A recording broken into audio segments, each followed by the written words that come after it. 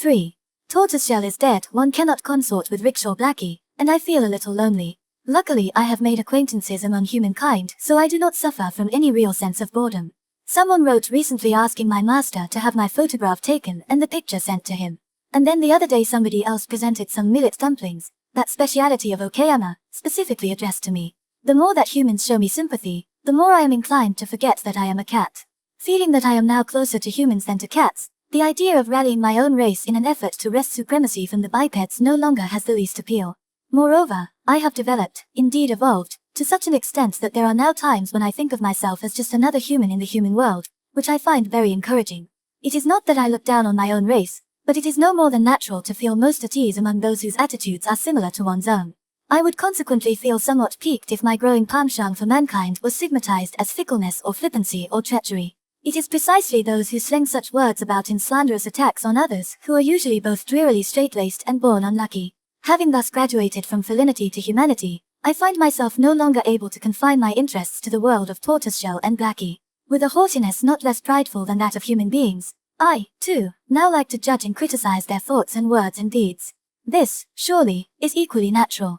Yet, though I have become thus proudly conscious of my own dignity, my master still regards me as a cat only slightly superior to any other common or garden moggy. For, as if they were his own and without so much as a by your leave to me, he has eaten all the millet dumplings, which is, I find, regrettable. Nor does he seem yet to have dispatched my photograph. I suppose I would be justified if I made this fact a cause for grumbling. But after all, if our opinions, my master's and mine, are naturally at difference, the consequences of that difference cannot be helped. Since I am seeking to behave with total humanity, I'm finding it increasingly difficult to write about the activities of cats with whom I no longer associate. I must accordingly seek the indulgence of my readers if I now confine my writing to reports about such respected figures as Waverhouse and Cold Moon. Today is a Sunday and the weather fine.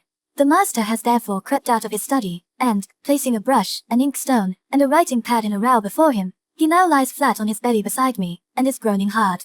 I watch him, thinking that he is perhaps making this peculiar noise in the birth pangs of some literary effort. After a while, and in thick black strokes, he wrote, "Burn incense." Is it going to be a poem or a haiku?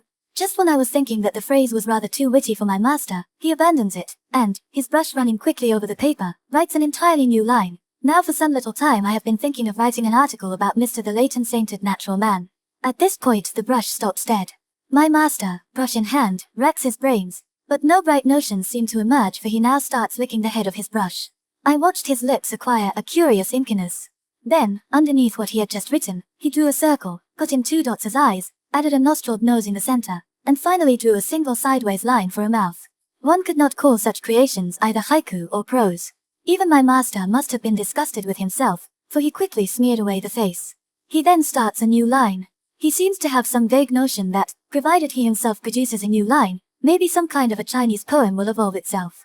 After further moonings, he suddenly started writing briskly in the colloquial style. Mr. the Latent Sainted Natural Man is one who studies infinity, reads the Analects of Confucius, eats baked yams, and has a runny nose. A somewhat muddled phrase.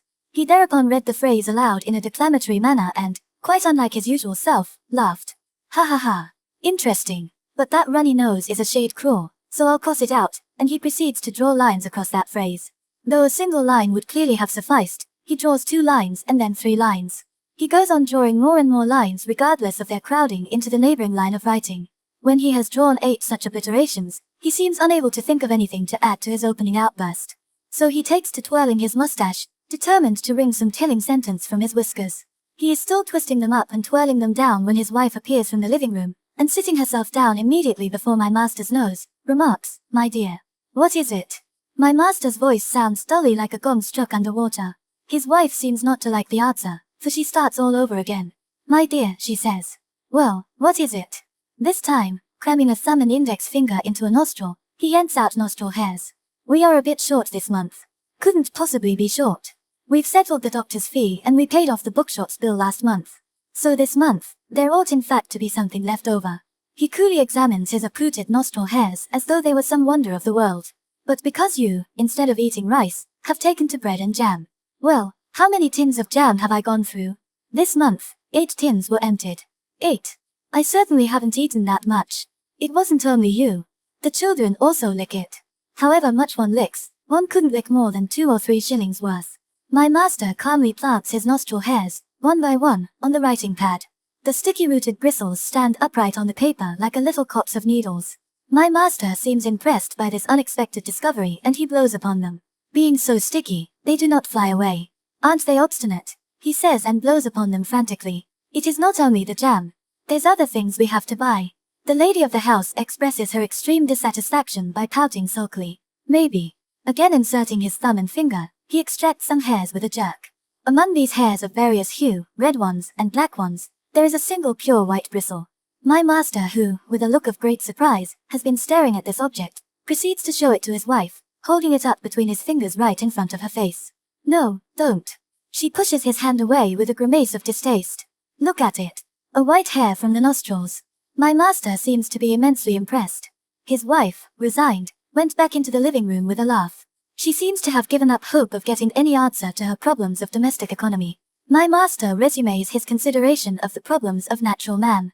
Having succeeded in driving off his wife with his scourge of nostril hair, he appears to feel relieved, and, while continuing that depilation, struggles to get on with his article. But his brush remains unmoving. That eats baked yams is also superfluous. Out with it. He deletes the phrase. And incense burns is somewhat over-abrupt, so let's cross that out too. His exuberant self-criticism leaves nothing on the paper but the single sentence Mr. the late and sainted natural man is one who studies infinity and reads the Analects of Confucius. My master thinks this statement a trifle oversimplified. Ah well, let's not be bothered. Let's abandon prose and just make it an inscription. Brandishing the brush crosswise, he paints vigorously on the writing pad in that watercolor style so common among literary men and produces a very poor study of an orchid. Thus all his precious efforts to write an article have come down to this mere nothing.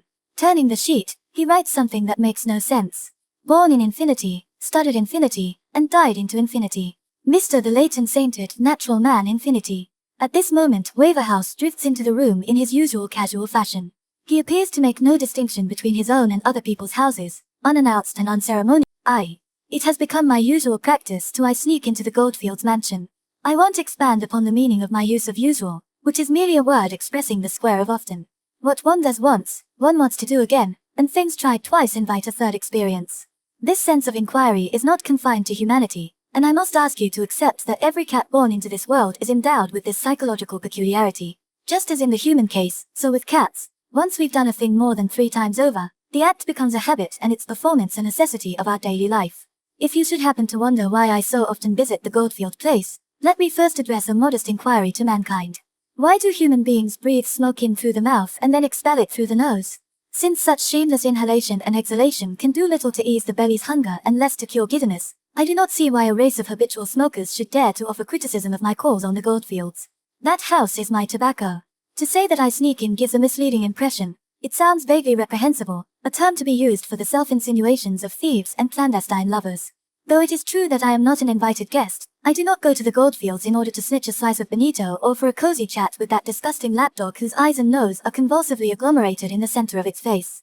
Hardly. Or are you suggesting that I visit there for the sheer love of snooping? Me, a detective?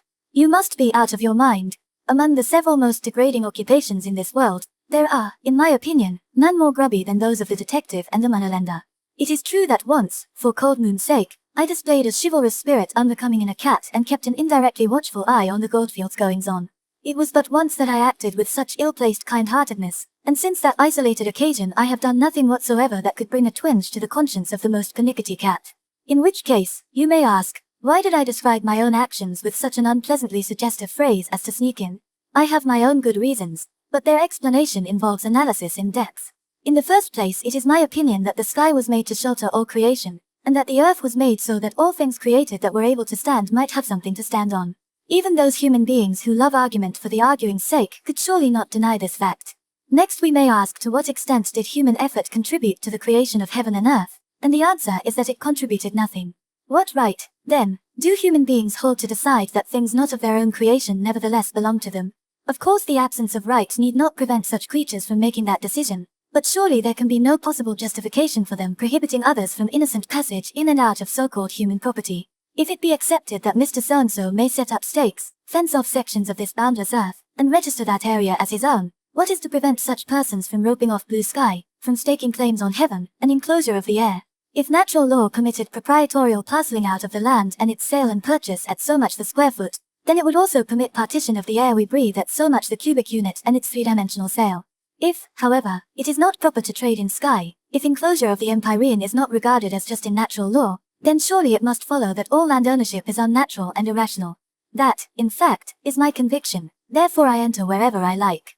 Naturally, I do not go anywhere where I do not want to go, but, provided they are in the direction I fancy, all places are alike to me. I slope along as it suits me, and feel no inhibition about entering the properties of people like the goldfields if I happen to want to.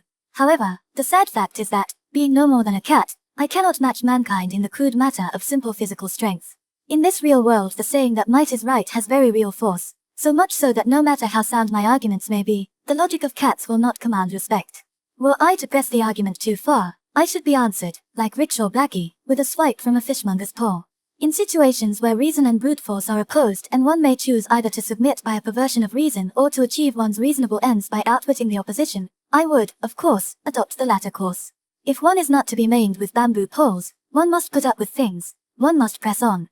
Thus, since the concept of trespass is irrational, and since sneaking in is only a form of pressing on, I am prepared to describe my visits as sneaking in.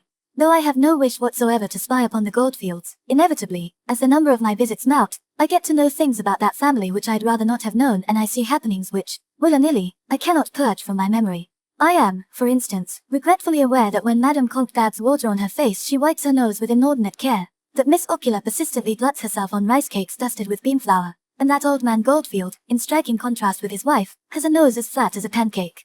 Indeed, not just his nose, but his whole face is flat. It is a face so leveled one suspects that when he was a lad he must have got into a fight with the strong boy of some children's gang who, grabbing him by the scruff of the neck, rammed his face so hard against a plaster wall that even now, 40 years on, his squashed and crumpled features are a living memento of that unlucky day. Though it is certainly an extremely peaceful, even a harmless, face, it is somewhat lacking in variety. However much that face becomes infuriated, still it stays flat. I came to learn, moreover, that old man Goldfield likes tuna fish, sliced and raw, and that whenever he eats that delicacy, he pats himself on his own bald pate with a plashy, pattering sound. Further, because his body is as squat as his face is flat, he affects tall hats and high-stepped wooden clogs, facts which his personal rickshawman finds so vastly entertaining that is always yattering on about them to the houseboy who, for his part, finds such sharp accuracy of observation impressively remarkable. I could go on forever with such details of the Goldfield's goings-on. It has become my practice to enter the garden by the back gate and to survey the lie of the land from the cover of a small artificial mound helpfully constructed there for decorative purposes. Having made sure that everything is quiet and that all the paper windows are slid shut, I gingerly creep forward and hop up onto the veranda. But if I hear lively voices or consider there's a risk that I might be seen from within, I mosey off eastward around the pond, nip past the lavatory and finish up, safe and unobserved, under the veranda.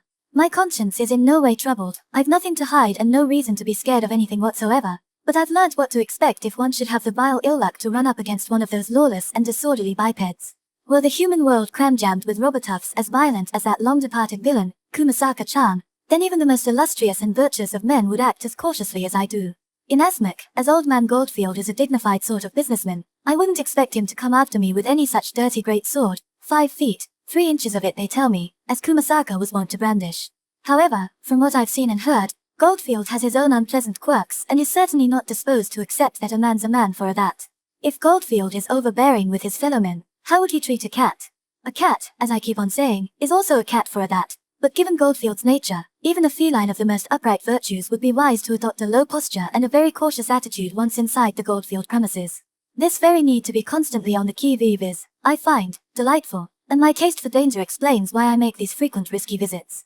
I will give further and careful thought to this fascinating point and, when I have completed my analysis of cat mentality, I will publish the results. What's up today, I wonder, as I settle my chin against the grass on top of the garden hillock and survey the prospect spread below me. The doors of their ample drawing room are open wide to the full spring day and I can see, inside, the Goldfields busily engaged in conversation with a guest. I am somewhat daunted by the fact that Madame Conk's proboscis is pointed directly in my direction. It glares across the pond straight at my unprotected forehead. This is my first experience of being glared at by a nose. Facing his guest, old man Goldfield presents himself to my gaze in full profile. My eyes are spared one half of his flattened features but, for the same prolific reason, the location of his nose is indeterminable, and it is only because one can see where his greyish-white moustache sprouts raggedly from the flesh that one can deduce that the vent holes of his nostrils must be gaping closely there above. I amuse myself with the reflection that the light spring breeze might well blow on forever if it encountered no more formidable obstruction than that gutless physiognomy. Of the three, the Goldfields guest has the most normal features, but, precisely because of their regularity, there's no facial peculiarity I see reason to point out. For anything to be regular suggests that the thing's all right, but regularity can be so utterly regular as to become, by its very ulteriority, mediocre and of no account, which is extremely pitiable. I wonder who he is, this unfortunate fellow fated to be born in this glorious reign behind so meaningless a phiz. My curiosity can't be satisfied unless I crawl more close and, in my accustomed manner, establish myself underneath the veranda and listen to what is said. So under it I go. Dot and my wife actually took the trouble to call on the man to ask for information. As usual, old man Goldfield speaks in an arrogant manner. The manner is certainly prideful, but his voice contains no hint of sharpness. It gives, like his face, an impression of massive flatness. I see. So he's the fellow who used to teach your Mr. Avalon Coldmoon. I see. Yes, yours is a good idea. Indeed, I see. This guest is positively overflowing with ICs. But somehow my wife's approaches all proved pretty pointless. No wonder. Sneeze is not strong on point. Even in the days when he and I shared digs and looked after ourselves, his lack of point, his lack of resolution, were painfully extreme. You must, he said, turning to Madame Conk, have had a difficult time. Difficult. That's hardly the word. Never in my life have I made a visit and been so badly treated. As is her ugly custom, Madame Conk snorts stormwinds down her snout. Did he say anything rude to you? He's always been obstinate, a real old stick in the mud. He's been teaching that English reader for years without a break, so you can imagine with what charm and tact this guest is making himself agreeable. He is beyond help. I understand that every time my wife asked a question, she received a blunt rebuff. What impudence! As I see it, persons of some small education tend to grow conceited and, if they happen also to be poor, their characters become as bitter as sour grapes. Indeed, some people in that condition turn truly quite absurd. For no reason at all, they flare up at persons of wealth as if unconscious of their own total ineffectiveness. It's quite astonishing how they behave, as if the rich had robbed them personally of things they never owned. The guest's laughter rang out affectedly, but he certainly seems delighted with himself. Scandalous behavior. It's because they know nothing of the world that they carry on so outrageously. So I thought I'd have him taken down a peg or two. It's time he learned how many beans make 6. I see. Splendid. That should have shaken him up a bit. Done him no end of good. Goldfield is smothered in his guest's congratulations, even though that sycophant still lacks the least idea of the kind of rod which Goldfield's put in pickle for poor Sneeze. But really, Mr. Suzuki, Sneeze is impossible. Do you know, said Madame Conk, down at his school he won't exchange 2 words with our friend, Mr. Fukuchi. Nor, come to think of it, with Mr. Tsuki either. We'd thought he'd learnt his lesson and was keeping quiet because he knew he's been sat on. But, would you believe it, only the other day we heard he'd been chasing after a harmless houseboy with a walking stick. Just imagine that. He's a man of 30.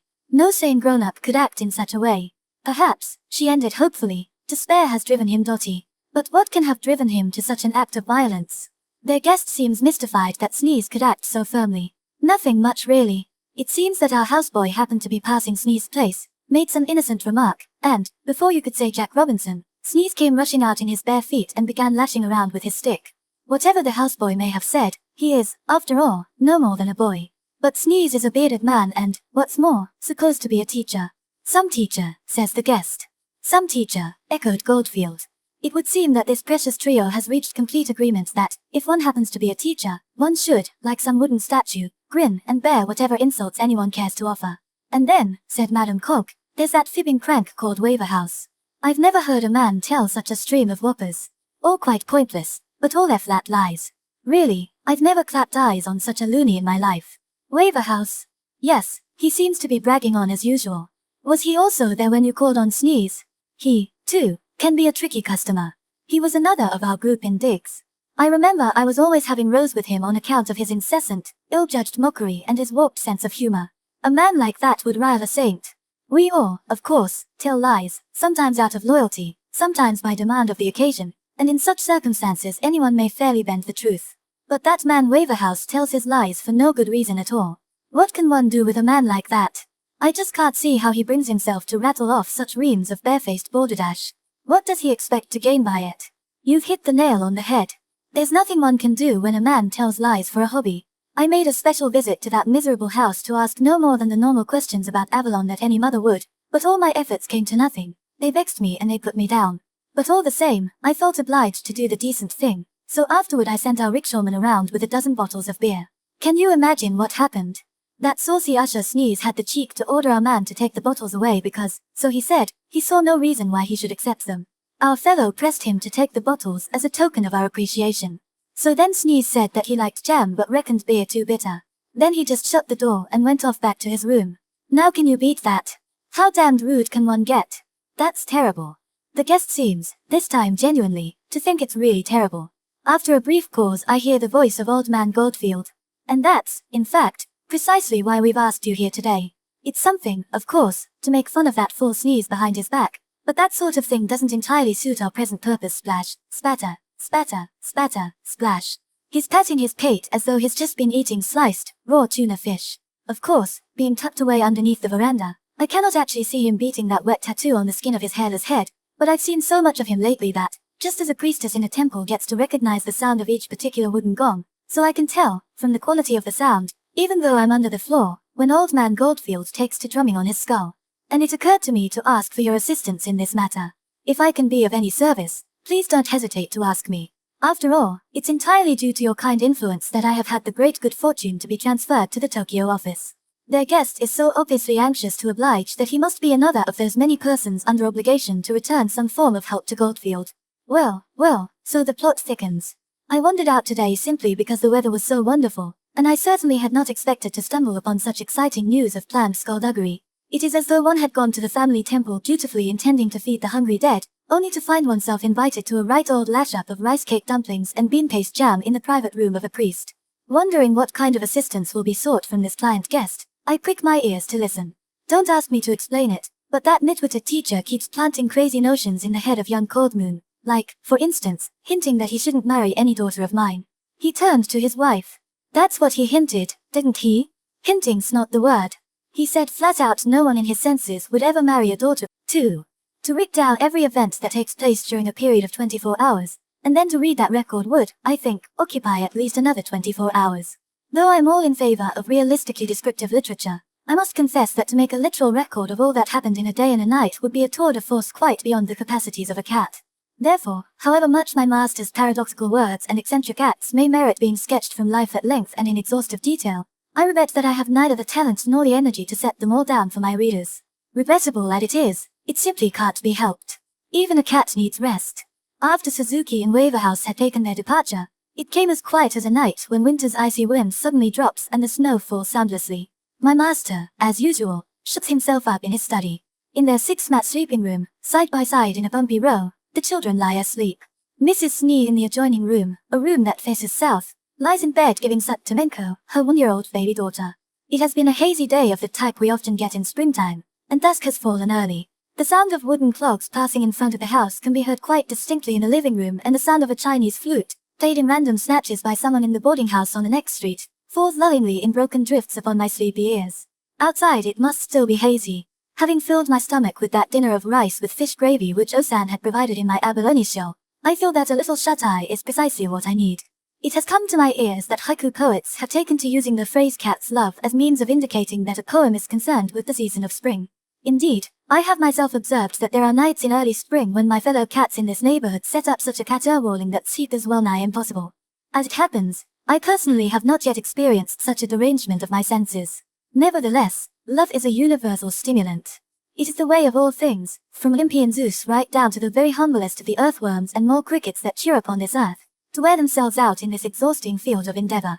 It is, therefore, only natural that cats, too, dreamily joyful, should indulge themselves in the risk-fraught search for love.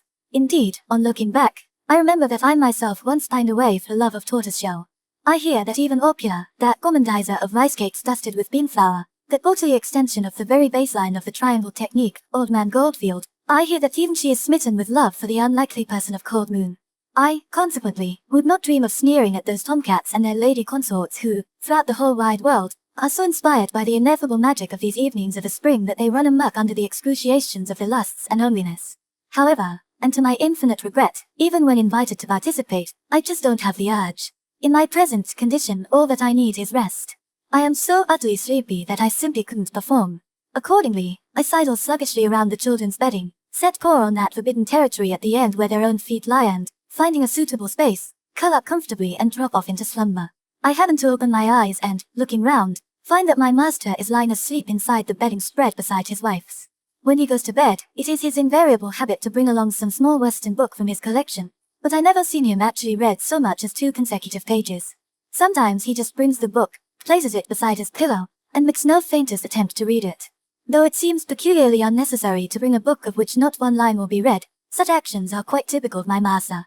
However much his wife laughs at him, however suasively she begs him to give up this stupid habit, still he persists. Every evening he makes a point of going to bed with a book which he does not read. Sometimes he makes a positive beast of himself and shuffles in with 3 or 4 books tucked under his arms. For several days until a little while ago, it was his nightly practice to tote in Webster's whacking great dictionary. I suppose this behavior reflects some kind of psychological ailment. Just as some men of peculiarly extravagant taste can only get to sleep to the gentle simmering singing of one of Rybunder's special iron kettles, so too, perhaps, my master cannot sleep without a book beside his pillow. It would seem that for my master a book is not a thing to be read, but a device to bring on slumber. A topographical sleeping pill, a paginated security blanket. I take a peek to see what is brought tonight and find that he's fallen asleep with a slim, red volume lying half open on his chin, with its top edge almost brushing his moustache. Judging by the fact that his left-hand thumb is sandwiched between the pages, he must tonight have made a praiseworthy improvement on his usual performance to the extent of reading at least a line or 2. Beside the bed, in its accustomed place, its cold, grey surface a dull reflection of this warm spring night, his nickel watch lies gleaming. My master's wife, the nuzzling baby tumbled about a foot away from her, lies open-mouthed and snoring. Her head has slipped down from the pillow. In my opinion, there is nothing more unbecoming in the human type than its indecent habit of sleeping with the mouth left open. Ne'er in a lifetime would a cat be caught in such degenerate conduct. The mouth and the nose have their separate functions. The former is provided for the making of sounds and the latter for respiratory purposes. However, in northern lands the human creature has grown slothful and opens its mouth as seldom and as little as possible. One obvious result of this muscular parsimony is that northern style of tight-lipped speech in which the words would seem to be enunciated through the nostrils. That is bad, but it even worse when the nose is kept closed and the mouth assumes the respiratory function. The result is not only unsightly, but could indeed, when rat shit drops from the rafters, involve real risk to health. As for the children, they too, small-scale reproductions of the indignities of their parents, lie sprawled about on their bedding. Toko, the elder daughter, as if to demonstrate the monstrous regiment of elder sisters, lies with her right arm stretched out full so that her fist is firmly planted against her sister's ear. In a kind of sleeping counterattack, Sanko lies flat on her back with one leg flung across her elder's stomach. Both have managed to revolve through 90 degrees since, properly positioned, they drifted off to sleep. But, perfectly at ease in their unnatural dispositions, they slumber deeply on. There is something peculiarly moving about the faint illumination of a night lamp in the dark hours of spring. Over the unpretentious, but sadly inelegant interior scene of our dwelling, it casts a flickering radiance so sweet and gentle that it seems to be inviting our gladdest marvelment at beauty of this night. Wondering what the time is, I look around the room. Dead silence reigns, broken only by the ticking of the wall clock, the snores of Mrs. Sneeze, and, despite the distance, the relentless grinding of the servants' teeth. Whenever they tell that ozen woman of her grinding ways, she swears it isn't true. Obstinately, flatly, she takes her oath that, never from the day since she was born, not that many babies turn up tusked, has she ever ground a tooth. She neither apologizes nor attempts to break the habit, she just stubbornly insists that she doesn't remember ever having done such a thing. Since she does it in her sleep, it's probably true that she doesn't remember doing it. But facts, remembered or not, are all, alas, still facts. There are persons in this world who, having perpetrated villainies, remain assured of their own absolute saintliness. They really do convince themselves that they're pure of any guilt. Such utter self-deception is, I dare say, a form of simple-mindedness, but however genuine the self-deception, if the actuality is objectionable to other people it should be put down. As I lay there thinking that there's no real difference between our grinding skivvy and those evil-doing gentlefolk who think themselves so righteous, the night wore peacefully on. Suddenly I hear a light double tapping on the wooden shutters of the kitchen entrance. But people would hardly come visiting at this time of the night. It must be one of those damnable rats. So let it bump. As I mentioned earlier, I long ago decided never to catch rats. Then, once again, I heard a double tapping. Somehow it doesn't sound like a rat. If it is a rat, it must be an extremely cautious one. For the rats in my master's house, like the students at his school, devote their entire energies, both day and night, to the practice of riotous behavior and seem to believe that they were only brought into this world to disrupt as violently as possible the dopey dreamings of that pitiable man. No rat of ours would make such modest noises. No, it is not a rat. Far too timid. The other night we had a rat come boldly into my master's bedroom, nip off a snippet from the tip of his already stunted nose and then depart in squeaking triumph. It just can't be a rat. As if to confirm my suspicions, the next sound that I hear is the scraping creak of the wooden shutter being lifted from its groove, and then I hear the sliding screen being eased sideways as quietly as possible. Beyond all doubt, it's not a rat. It can then but be human. Even Waverhouse or Suzuki would hesitate at this late hour to lift the latch and walk in unannounced, and neither, I think, would go so far as to dismantle a wooden shutter. Could it, I wonder, be one of those gentleman burglars of whom I've heard so much? If it really is a burglar, I'd like to see what he looks like. As far as I can judge, 2 steps with muddy feet have so far been taken across the kitchen floor. The 3rd step must have been planted on one of the removable floorboards, for there was a sharp thwacking sound loud enough to echo through the silence of the night. I feel as if the fur on my back were being rubbed in the wrong direction with a boot brush. For a while there was no further sound, not even the stealthiest footstep. Mrs. Sneeze snores gently on, sucking in and blowing out through her gaping gob the beneficent air of this peaceful era. My master is probably dreaming some dream in which his thumb is trapped in a scarlet book. After a while, there comes the sound of a match being struck in the kitchen. Even the gentleman thief cannot, as I can, see in the dark. It must be very inconvenient for him. At this point I crouched well down and tried to work out what moves the intruder would next make. Will he proceed hither from the kitchen by way of the living room, or will he, turning left through the hall, make his way to the study? I hear the sound of a sliding door, and their footsteps on the veranda. He's gone to the study. Dead silence followed. It then occurred to me that it would be kind, while there was still time, to wake my master and his wife. But how? A few impractical notions spin around inside my skull like water wheels, but I'm not visited with any sensible ideas. It struck me that I might possibly rouse them by tugging at the bed covers. 2 or 3 times I tried, worrying away at the lower end of the material, but my efforts had no effect. I then thought I might do better if I rubbed my wet cold nose against my master's cheek. I accordingly put my muzzle to his face, but all I got for my trouble was a sharp smack in the snoot. He didn't even wake but, lifting his arm in his sleep, rapped me hard on the nose. The nose, even in cats, is a vulnerable area and I suffered agonies. Nevertheless, I persisted. Since I could think of nothing else, I tried meowing at them. Indeed I tried. At least twice, but somehow my throat just failed to function and no sound emerged. When at long last, and by enormous self-discipline I did manage to emit a single feeble mew, I was quickly shocked back into silence. For, though my master continued just to lie there like a log, suddenly I heard the interloper once more on the move. I hear the little creakings of his inexorable approach along the veranda. This, I think, is it. There's nothing more I can do. So, slipping in between the sliding door and a wickerwork trunk, I get myself into a position suitable at least for this stage of the proceedings, a hidey-hole from which, in the safety of concealment, I can spy upon a criminal at work. The footsteps advance along the veranda until they are immediately outside the paper door of my master's bedroom. There they stop dead. I dare not even breathe. My every nerve is at full stretch as I hunch down waiting for the thief's next move. I realized later that my feelings at that time were precisely those which I could expect to feel if I ever hunted rats. It was as though my very soul were about to pounce from my eyes. I'm indebted to this thief that, though long ago I resolved never to turn ratter, nevertheless I have been enlightened, this once in my lifetime, as to the nature of a hunting thrill. The next moment a tiny area in the very middle of the 3rd frame of the paper door began to change color, to darken as though it had been struck by a raindrop. As I stare at that dampened spot, I can see behind its darkening an object of pale scarlet. Suddenly the paper gives and through it pokes the bare length of a wet red tongue. The tongue seems just to pulse there for a second, and then it vanishes into the darkness. In its place a shining thing, something menacingly glittery, appears in the tongue-licked hole. The eye of a thief. Strangely enough, that gleaming eye seems to disregard all other objects in the room and to concentrating its gaze directly upon the place where I lurk behind the wickerwork trunk. Though that terrifying inspection cannot have lasted for even so much as a minute, I had never endured a stare so baleful or intense. So to be stared at burns away whole stretches of one's life expectancy. The scorching of that eye became intolerable, and I had just made up my mind to jump out from behind the trunk when the paper door slid gently sideways and the thief was at last disclosed to my fascinated sight.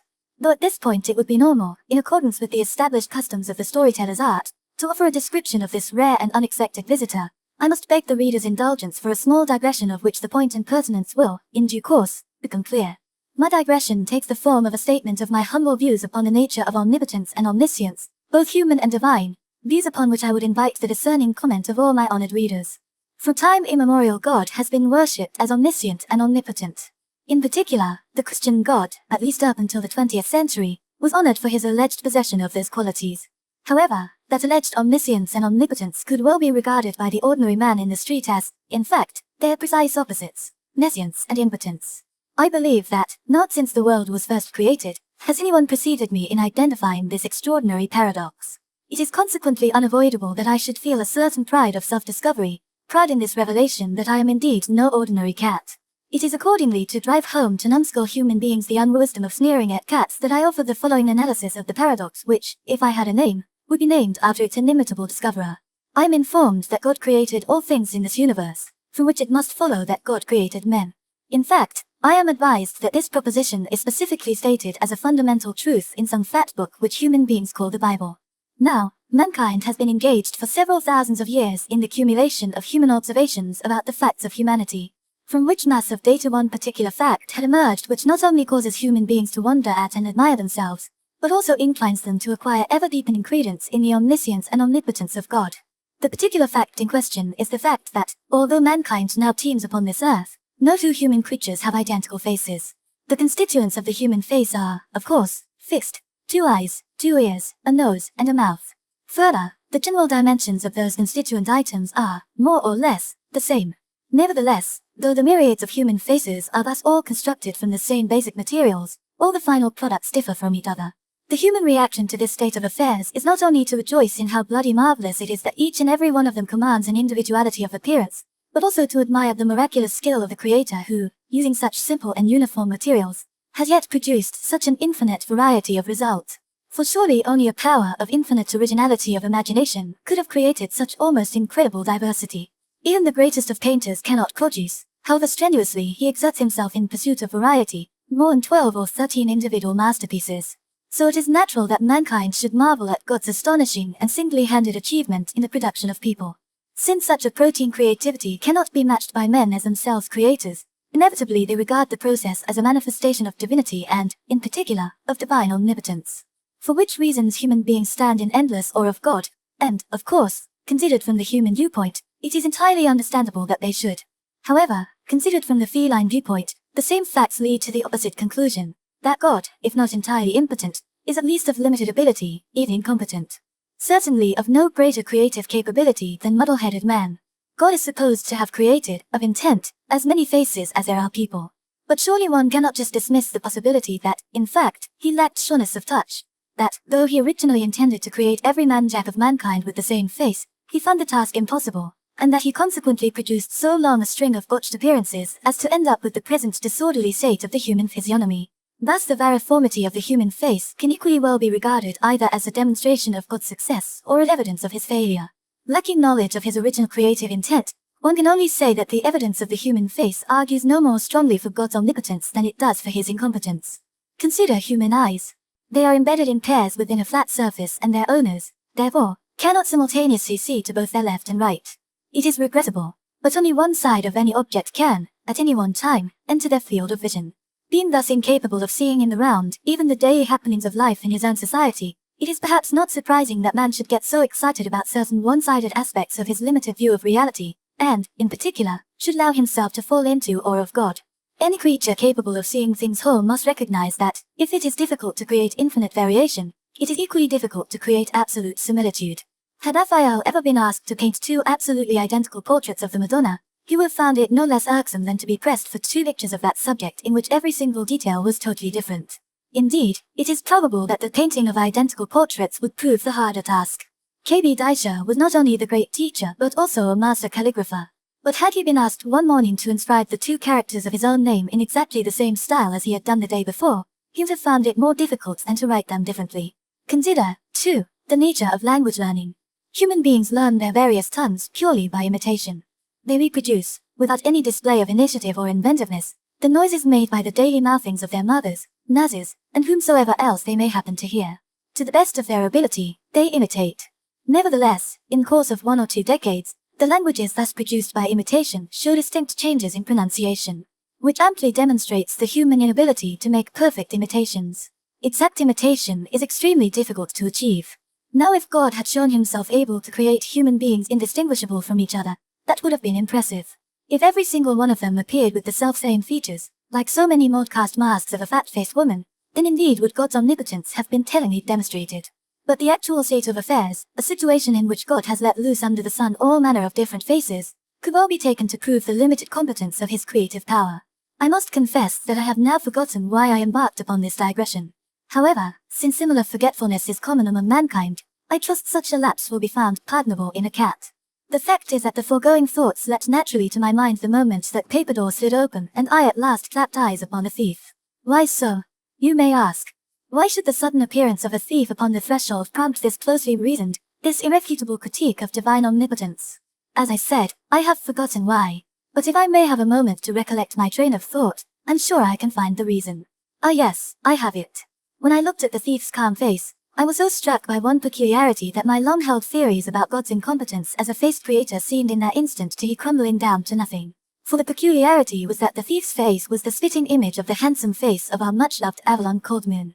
Naturally, I lack acquaintances among the burglaring fraternity, but, basing my judgment on their outrageous behaviors, I have formed my own private picture of a burglar's face. But the face of this particular burglar did not match my image. I had always assumed that a burglar's nostrils would be widely splayed to left and right, but that his eyes would be as big and round as copper coins, and that his hair would be close-cropped. But there's a vast difference between the fancied and the fact, so vast one should always be wary of giving free rein to one's imagination. This thief is tall and slimly built, with a charmingly darkish complexion and straight, level eyebrows, altogether a very modish sort of burglar. He seems, again like Coldmoon, to be about 26 or 27. Indeed, a god so deft as to be able to produce this startling likeness cannot possibly be regarded as incompetent. To tell the truth, the resemblance is so close that my immediate and astonished reaction was to wonder whether, bursting in like this in the middle of the night, Coldmoon had gone mad. It was only when I noticed the absence of any sign of a budding moustache that I realized that the intruder could not possibly be Coldmoon. Coldmoon is both masculine and handsome. He has been manufactured by God with such a special care that it is proper he should so easily besot that walking credit card, Miss Opula Goldfield. Yet, to judge from his appearance, this thief's power to attract women can be no less strong than Coldmoon's. If that Goldfield girl is besotted by Coldmoon's eyes and mouth, it would be no more than a matter of courtesy that she should go into similarly ardent raptures over those of this burglar. Quite apart from the question of courtesy, it would be contrary to logic if she failed to love him. Being so naturally quick-minded and intelligent, she would, of course, immediately grasp the point, and it would follow that, if she were offered the burglar as a substitute for Coldmoon, she would, body and soul, adore him and live with him in conjugal felicity till death did them part. Even if Coldmoon so succumbs to the wiles of Waverhouse that this very rare and excellent match is broken off, still, so long as the burglar remains alive and well, there is no real cause for concern. Having thus projected the possible train of future events, I felt, purely for Miss Goldfield's sake, relieved and reassured. That this noble burglar exists as a husband in reserve is, I think, likely to be important to her happiness in life. The thief is carrying something under his arm. Peering, I discover that it's that decrepit blanket which, a little earlier on, my master had pitched away into his study. The thief is dressed in a short coat of cotton drawn tight below his bottom with a sash of blue-grey silk. His pallid legs are bare from the knees down. Gently he extends one foot from the veranda and sets it softly on the bedroom matting. At which moment my dozing master, no doubt still dreaming that his finger is being savaged by a scarlet book, turns over in his sleep and, as he slumps with a heavy thud into a new position, suddenly shouts, "It's Coldmoon." The burglar drops the blanket and whips back as though he'd trodden on a scorpion. Through the flimsy paper of the sliding door, I see the silhouette of two long legs tremble. My master grunts in his sleep, mumbles something meaningless and knocks his red book sideways. He then begins a noisy scratching of his dark-skinned arm as though he'd caught the scurvy. He suddenly goes quiet, and lies there fast asleep with his head off the pillow. His shout of Coldmoon recognition relates, not to reality, but to some incident of dream. Nevertheless, for quite a little while the burglar stood silent on the veranda watching the room for any further liveliness. Satisfied at last that my master and his wife are safely deep in sleep, he reintrudes one cautious foot. There is, this time, no commentary on Coldmoon. Almost at once the second foot appears. The glow of the night lamp, which hitherto had bathed the whole of this six-mat bedroom, is not sharply segmented by the shadow of the thief. An utter darkness has fallen upon the wickerwork trunk and reaches halfway up the wall behind it. I turn my head and see the shadow of the intruder's skull drifting about the wall some 2/3 of the way up to the ceiling. Though the man is certainly handsome, the misshapen shadow of his head, like some deformed potato, is positively ludicrous. For a while he stood there staring down at Mrs. Snee's face and then, suddenly, and for goodness knows what reason, broke into a grin. I was surprised to find that even in such aimless grinning he was a twin to Coldmoon. Lying close to Mrs. Snee's pillow there is an oblong box, perhaps 15 inches long and some 4 inches broad. The lid is nailed down fast and the box itself so placed as to suggest that its contents must be precious. It is in fact that box of yams which, just the other day, Mr. Totaro Sanpei presented to the Sneezes on his return from holiday at his family's country place in Karatsu. It is, one must admit, rather unusual to go to sleep with yams to decorate one's bedside, but Mrs. Sneeze is a lady little troubled by notions of propriety of placement.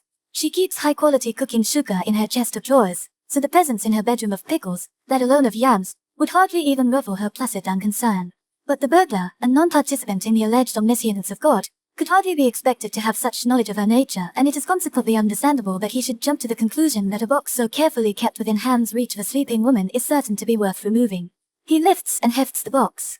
Finding its weight matches his expectations, he nods in satisfaction.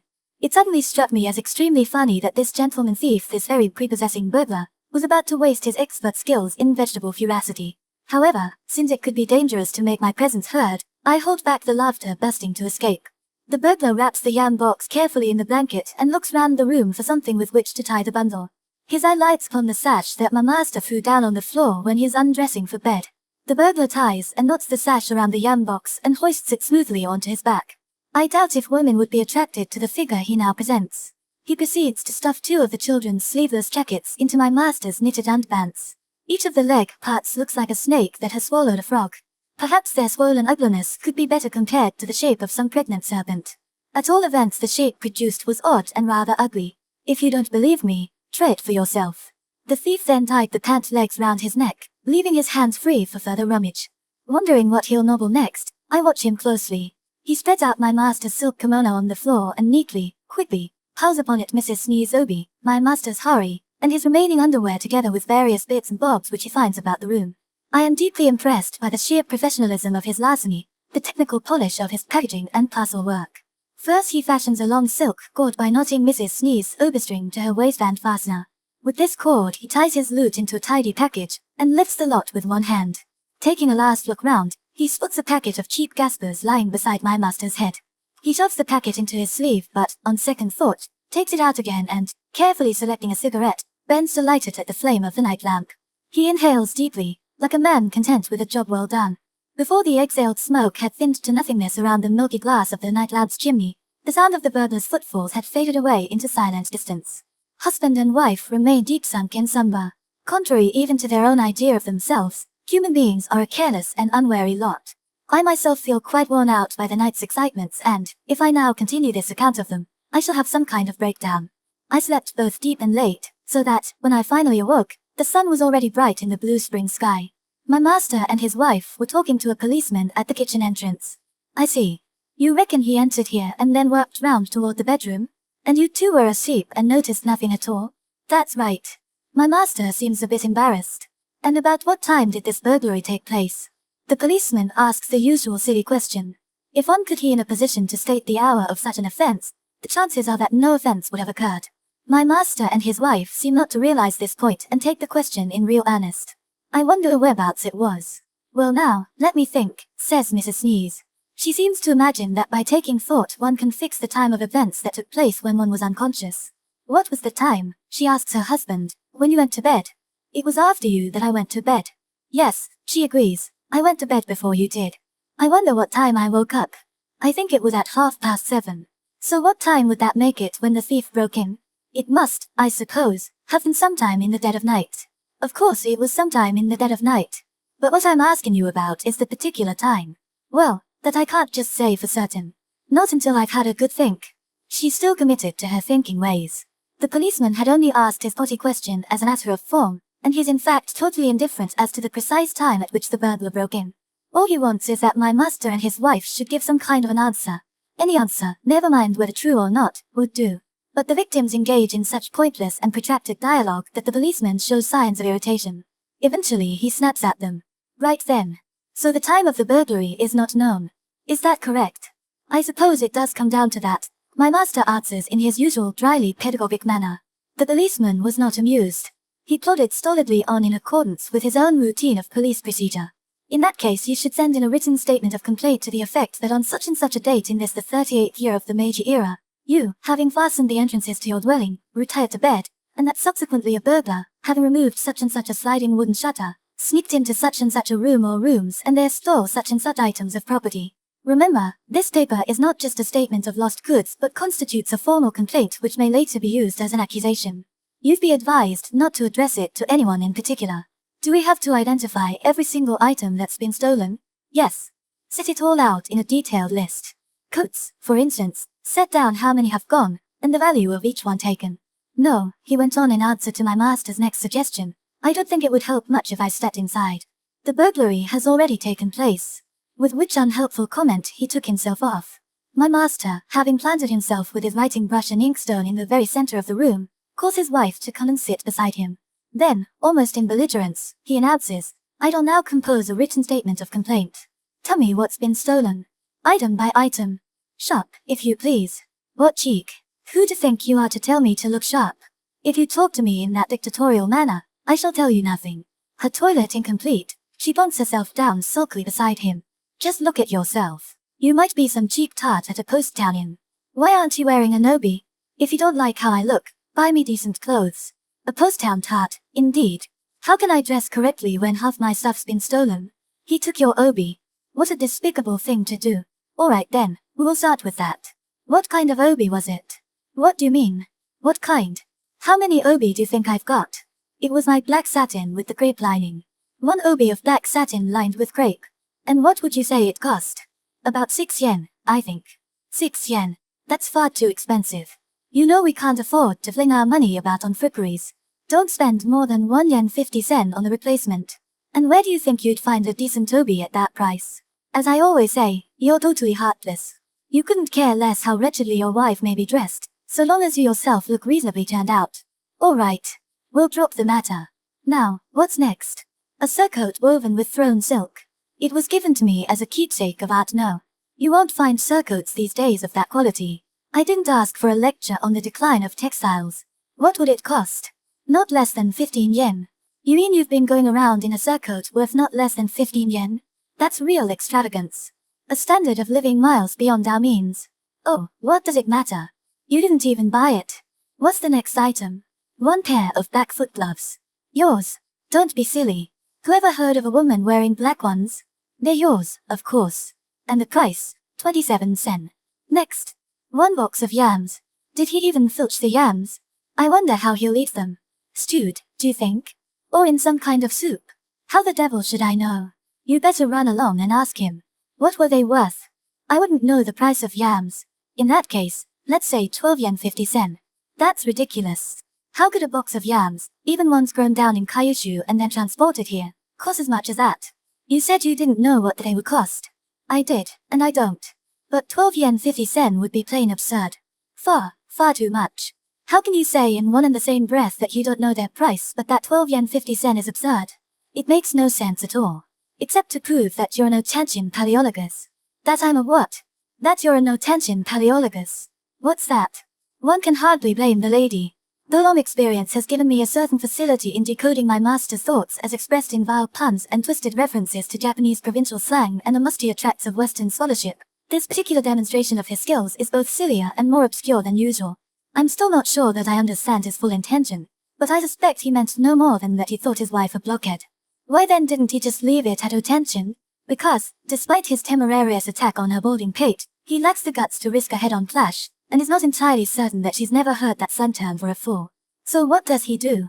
He sees a similarity of sound between Otention and Constantine, the name of the last Paleolog emperor of Byzantium. Not that the sounds are sufficiently similar to justify a pun. Not that Constantine the 11th has any remote connection with the price of yams. Not that such truths would sway my master. He simply wants to call his wife a blockhead without having to cope with the consequences of doing so. No wonder Mrs. Sneeze is foxed, and no wonder she presses for an explanation. Never mind about that. What's next on the list? You haven't yet mentioned my own kimono. Never mind about what's next. Just tell me what Otention Paleologus means. It hasn't got any meaning.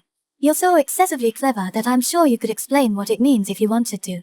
What kind of a fool do you take me for?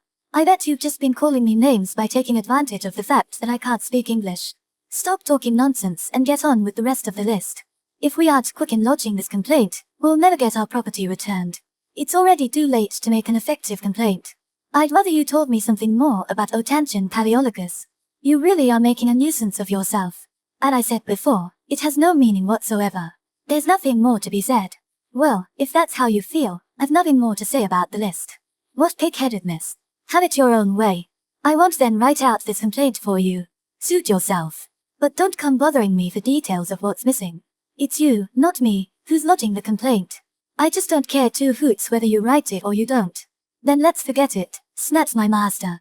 In his usual abrupt manner, he gets up and stalks off into his study. Mrs. Sneeze retires to the living room and dumps herself down in front of her sewing box. For some 10 minutes, this precious pair sits glaring in silence at the paper door between them. That was the situation when Mr. Tatara Sampei, donor of yams, came bustling gaily in through the front door. This Tatara was once the Sneeze's houseboy, but nowadays, having received his degree in law, he worked in the mining department of some big company or other. But junior to, the slippery Suzuki, he's another budding businessman. Nevertheless, because of his former connection with the family, he still occasionally visits the humble dwelling of his erstwhile benefactor. Indeed, having once been almost one of that family, he sometimes spends whole Sundays in the house. What wonderful weather, Mrs. Sneeze. He sits on the floor in front of her, with his trousered knees drawn up, and speaks as ever in his own Kuratsu dialect. Why, hello, Mr. Tatara. Is the master out? No, he's in the study. It's bad for the health to study as hard as he does. Today's a Sunday, and Sundays don't come every day of the week. Now do they? There's no point in telling me. Go and say it to my husband. Yes, but he looks around the room and then half asks his hostess. The girls, now, they're not in? But the words are hardly out of his mouth when Tonko and Sunko both run in from the next room. Mr. Tatara, have you brought the goodies? Tonko, the elder daughter, wastes no time in reminding him of a recent promise. Tatara scratches his head. What a memory you've got. I'm sorry I forgot them. But really, next time, I promise to remember. What a shame, says Tonko, and her youngest sister immediately echoes what a shame. Mrs. Sneeze, in a modest revival of her natural good humor, smiles slightly. I confess I forgot the raw fish goodies, but I did bring around some yams. Have you two girls yet tried them? What's a yam? Asks Tonko, and little Miss Echo pipes up with. What's a yam? Ah, so you've not yet eaten them. Ask your mother to cook you some at once. Kuratsu yams are especially delicious, quite different from those you get in Tokyo. As Tatara tootles away on his provincial trumpet, Mrs. Sneeze remembers to thank him again for his kindness. It really was kind of you, Mr. Tatara, to bring us yams the other day. And so many of them. Such a generous thought. Well, how you eaten them? I had the box I made specially so that they wouldn't get broken. I hope you found them undamaged and in their full length. I'm sure we would have. But I'm sorry to say that, only last night, the whole lot was stolen by a burglar. You've been burgled for yams? What a peculiar criminal. I'd never have dreamt that the passion for yams, even Kuratsu yams, could be carried so far. Tatara is enormously impressed. Mother, says Tonko, was there a burglar here last night? Yes, Mrs. Sneeze answers lightly. A burglar? Here? A real burglar? Sunko voices wonderment, but immediately goes on to ask, what sort of face did he have? Mrs. Sneeze, stumped by this curious question, finds something suitable to say. He had, she says, looking over at Tatara for sympathetic understanding, a most fearsome face. Do you mean, asks the tactless Tonko, that he looked like Mr. Tatara? Really, Tonko, that's very rude of you. Dear, oh dear, laughs the visitor, is my face as fearsome as all that? He once more scratches his head. There's a bald patch, about an inch across, on the back of his head. It began to appear not much more than a month ago and, though he's taken it round to the quack, it shows no sign of improvement. It is, of course, Tonko who drew attention to the patch. Why look, she says, Mr. Tatara's head is shiny just like mother's. Tonko, behave yourself. I told you to be quiet. Was the thief's head shiny, too? Sunko innocently asks. In spite of themselves, the adults burst out laughing. Still, the children's chatter so interrupts all conversation that Mrs. Sneeze decides to back them off. Run along now and play in the garden. Be good girls, and later on I'll find you both some sweeties. After the girls had gone, Mrs. Sneeze turned to Tatara and with all the gravity of a fellow sufferer inquired, Mr. Tatara, what has happened to your head? Some kind of skin infection. Not exactly moth, but a bug of some sort which takes ages to clear up. Are you having the same trouble? Don't talk about bugs. In my case, the trouble's the usual female problem of the hair thinning because it's drawn so tight in a married woman's hairstyle. All baldness is caused by bacteria. Well, mine's not. Come, Mrs. Sneeze, you're being obstinate. One cannot fly in the face of the scientific facts. Say what you like, it's not bacteria. But tell me, what's the English word for baldness? Tatara said he wasn't sure, but he answered her correctly. No, she said, not that, it's a very much longer word. Why not ask your husband? He could tell you straight off. I'm asking you precisely because he refuses to help. Well, all I know is baldness. You say the word you want's much longer. Can you give me an idea of its sound? Otenchin paleologus. I have an idea that otenchin means bald and paleologus head. Possibly. I'll pop into the master's study a little later and look it up for you in Webster's dictionary. By the way, the master is eccentric, isn't he? Fancy staying indoors and doing nothing on such a lovely day. No wonder his stomach troubles never get better. Why don't you persuade him to go and view the flowers at Uyeno? Please, you ask him. He never listens to what a woman says. Is he still licking jam? Yes, as always. The other day he was complaining that you're always telling him he overdoes it.